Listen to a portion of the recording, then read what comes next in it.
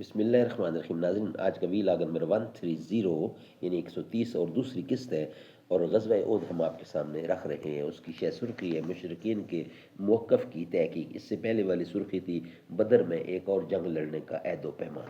ناظرین، مین چیپٹر جو ہے ہمارا ہے، اچھا یہ صفحہ نمبر ہے 379۔ ناظرین، مین چیپٹر ہے ہمارا غزوہ احد یعنی انتقامی جنگ کے لیے قریش کی تیاریاں۔ ناظرین، اس کتاب کے رائٹر ہیں مولانا صفی الرحمان مبارک پوری رحمۃ اللہ علیہ۔ الرحیق المختوم اس کتاب کا ٹائٹل ہے۔ سیرت النبی پر صلی اللہ علیہ وسلم پر سیرت النبی صلی اللہ علیہ وسلم پر دنیا بھر میں اول انعام یافتہ یہ کتاب ہے، جس سے ہم آپ کے سامنے غزوہ احد پیش کر رہے ہیں۔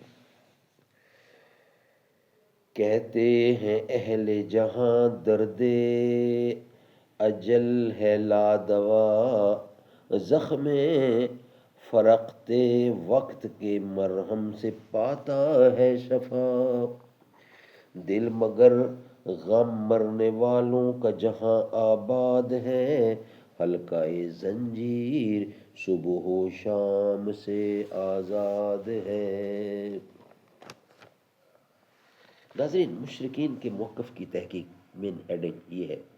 اس کے بعد رسول اللہ صلی اللہ علیہ وسلم نے حضرت علی مرتضیٰ شیر خدا یعنی حضرت علی بن ابی طالب رضی اللہ عنہ کو روانہ کیا اور فرمایا قوم مشرکین کے پیچھے پیچھے جاؤ۔ فرمایا قوم یعنی اپنی قوم کو مشرکین کے پیچھے پیچھے جاؤ اور دیکھو وہ کیا کر رہے ہیں اور ان کا ارادہ کیا ہے۔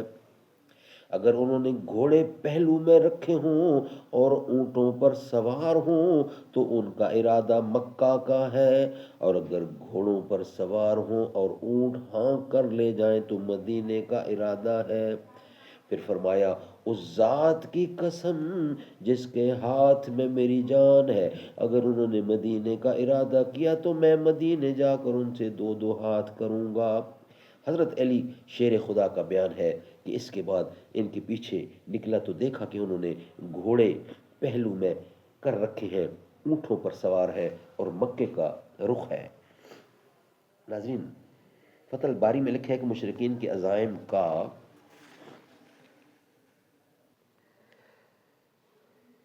فتح باری میں لکھا ہے کہ مشرکین کے عزائم کا پتہ لگانے کے لیے حضرت سعد بن ابی وقاص رضی اللہ تشریف لے گئے۔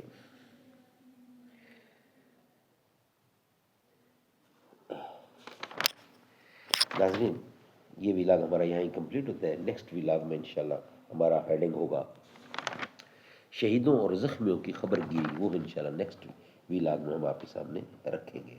غزوہ احد ہم آپ کے سامنے پیش کر رہے ہیں کنٹینیوٹی کے ساتھ۔